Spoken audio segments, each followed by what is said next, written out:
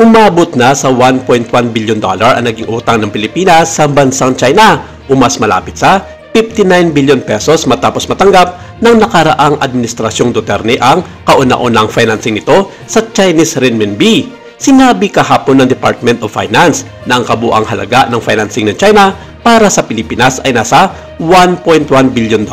para sa pagkumpleto ng maraming pampublikong infrastruktura sa buong bansa sa pagkumpleto ng kanyang termino ng 6 na taon. Kasama sa financing ang mga pautang para sa Chico River Pump Irrigation Project, Kaliwa Dam Project at ng Philippine National Railways South Long Haul Project na kumakain na lamang ay hininto ng kasalukuyang administrasyong Marcos dahil sa korupsyon at sa sigalot sa West Philippine Sea. Noong Lunes, natanggap din ni Finance Secretary Ralph Recto ang mga official na dokumento para sa inihingi ng China na bayaran na ang mga nalalabi nitong utang sa denominasyon sa renminbi.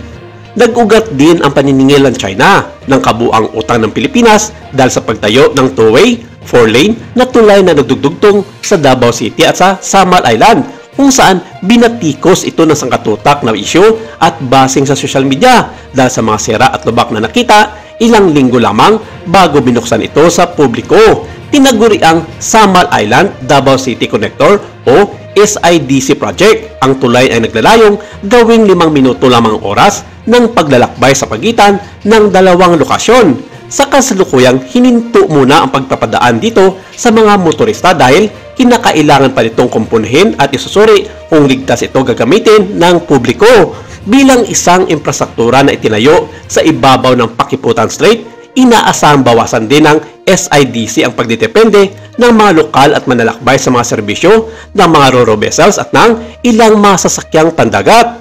Ayon sa Department of Finance, ang renminbi-denominated loan na ginawad ng China ay magbabayad para sa 75% ng financing requirements ng project cost ng SIDC na nagkakalaga ng 19.32 billion pesos at ang lahat ng mga kasalukuyang utang ay dapat nang bayaran ng Pilipinas sa madaling panahon. Ayon sa isang pahayagan sa China, naging irresponsable umanong mangungutang na bansa ang Pilipinas dahil hindi ito tinupad ang pinangako nitong bayad sa utang sa loob ng 5 taon. At kung hindi ito magawa ng paraan ng gobyerno, maaari umano silang magpataw ng kaukulang parusa sa Pilipinas tungkol dito. Marami ang nagsasabi na nagbabanta pa ng giyera ang China sa Pilipinas kung patuloy itong makipagmatigasan ng ulo sa mga responsibilidad sa internasyonal na komunidad, lalong-lalo na sa mga iniram nitong financial para sa panloob na konsumo.